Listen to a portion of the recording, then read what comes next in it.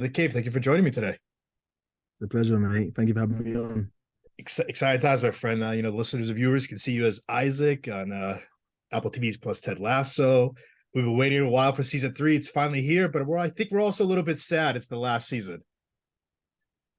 I mean, whatever happens, I'm just happy that season three's here, and everyone can finally get off my back about what's gonna happen. Because speaking from people that have mentioned to me online, about the three episodes that are out now, and everyone's loving it. So that is a relief, Right? because with the last two seasons that everyone liked, there's a pressure that you have to, be of a certain level.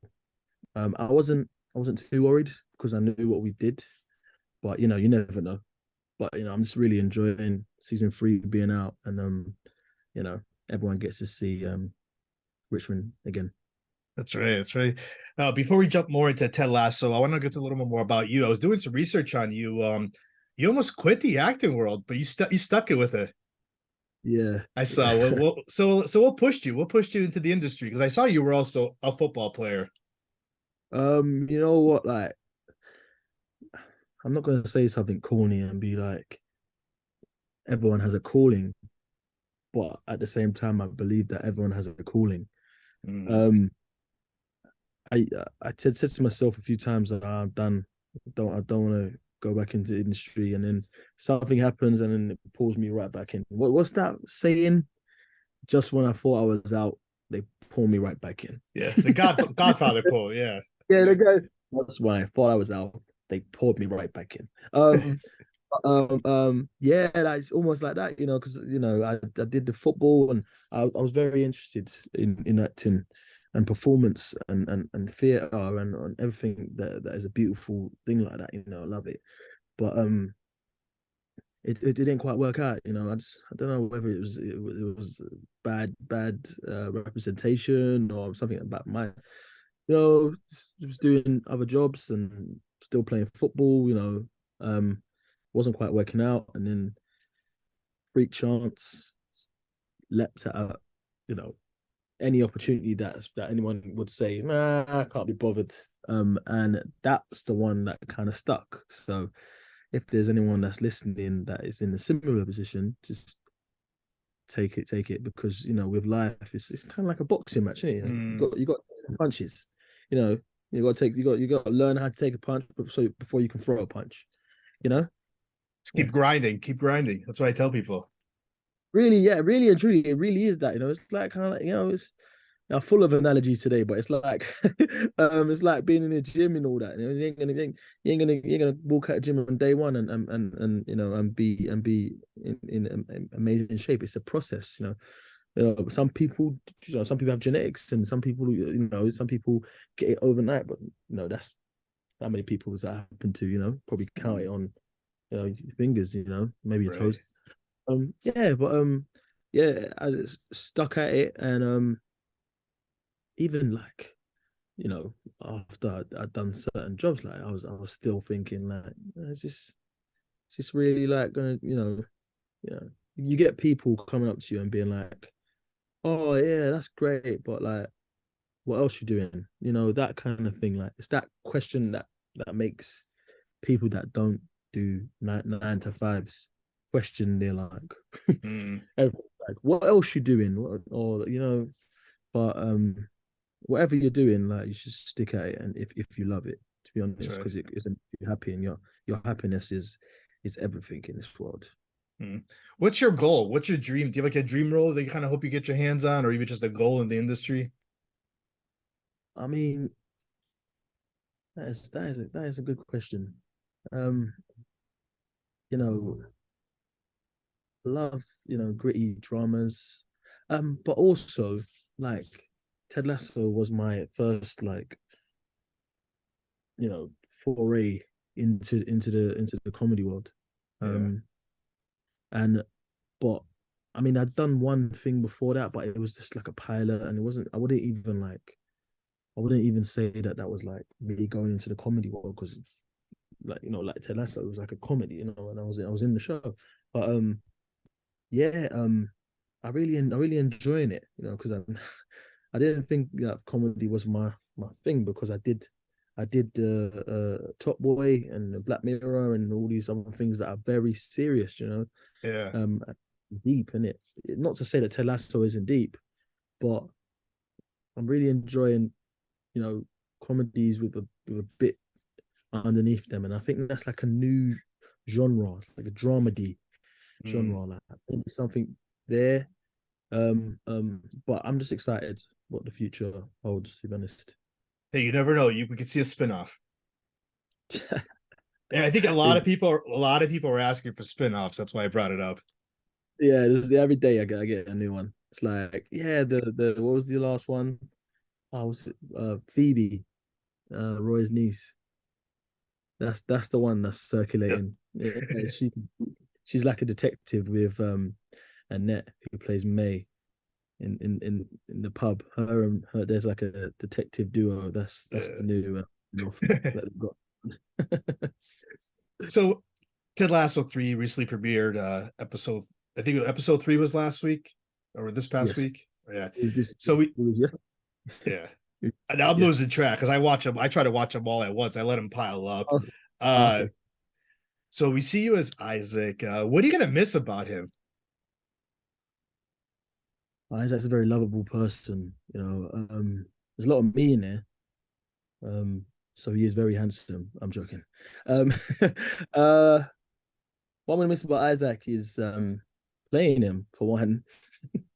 I've really enjoyed my 3 seasons, and whatever happens with Isaac, if I get to play him again, then you know would be wonderful. But he's probably my favorite character to ever play. Yeah, to date. Is Isaac, and yeah, it's just the way he speaks with his body. He's a man of Mm. few words to his body, and it's it's been really enjoyable. I know that we don't have a lot of backstory on Isaac. If you could write it now, what would you think it would be? If you could make a little backstory about him. So many routes that we can go because everyone keeps saying Isaac's so layered, and it's like that comes with infinity, Mm. multiverse Yeah. type of he could go home and he could have kids. You just don't know with this guy. Do you know what I mean? Right. You just don't know. He could have kids. He could have he could have he could be he could have like anything. He could be the type of person that he's a millionaire footballer, but he could also have a day job. You Mm. just never know. You never know. Right. There's so many things that you can say that Isaac. What does Isaac do in his free time? Who? It's my guess. I mean, I could tell you a few ideas. Maybe like what he would do, but then again, it's so much potential there. To be honest, Mm. yeah. What was the biggest challenge you think playing this character throughout these 3 seasons? Keeping a straight face. Because the show's so Yeah, funny. yeah, because you've got some really funny things happen. And you just got because obviously Isaac is quite deadpan, so it's Mm. like you've got to keep a straight face, and it's just some of the guys that I work with really tickle me. Mm. Um, and also yeah, some of the other things playing the football. Jesus Christ, that is that is hard. We call it football week, and we do it for a whole week. And about today, about Thursday, yeah, your toes and your feet, the balls of your feet are screaming. So Wow. to be honest, I kind of enjoyed that. Not the screaming feet bit, but the football. But Mm. yeah, that's one of the things that are difficult But challenges. did you find the training easy because of your football background too?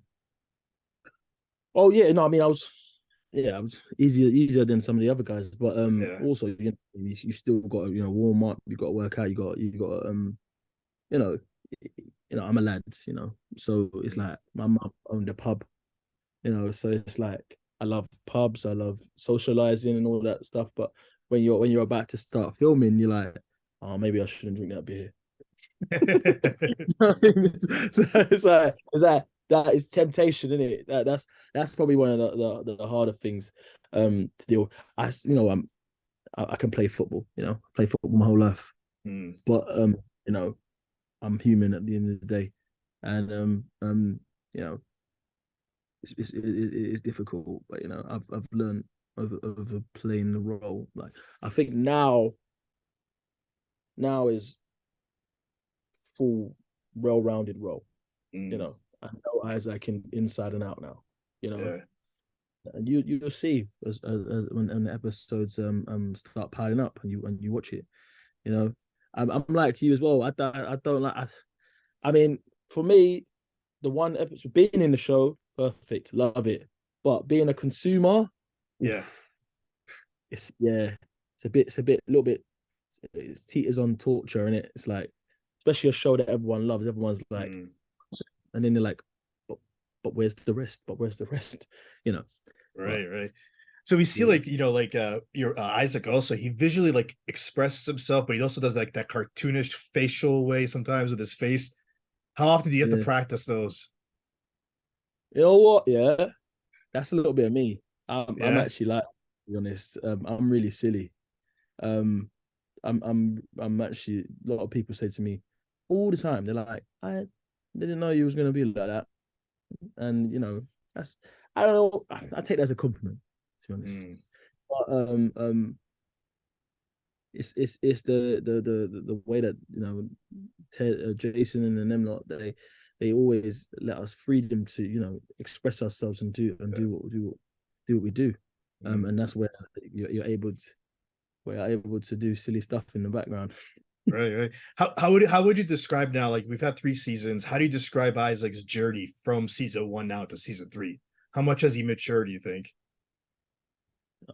Yeah, I mean, I was gonna say 360, but then Phil will probably, he's not gonna be happy about that. It's a 180. Mm, When people do a turnaround, it's a 180 because obviously turning around, isn't it? You're not doing it. yeah. You do a 360, you'll be back in the same spot. You know, he corrects me all the time, but that's great. Um, um, I mean, sorry, what was the question? Like what was like how would you describe his journey from season 1 now into season 3? The journey from season one. I mean, yeah, he started off not the very smart, not very smart. Um, I mean, he had potential, a lot of Mm, potential, but wasn't realizing it. Was kind of like just messing about. Didn't care about his team and friends.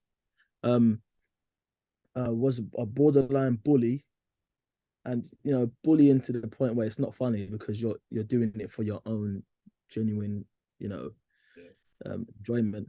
And as he progressed, he started to realize certain things and started to really care about his team. And then when he became captain, there's that added responsibility.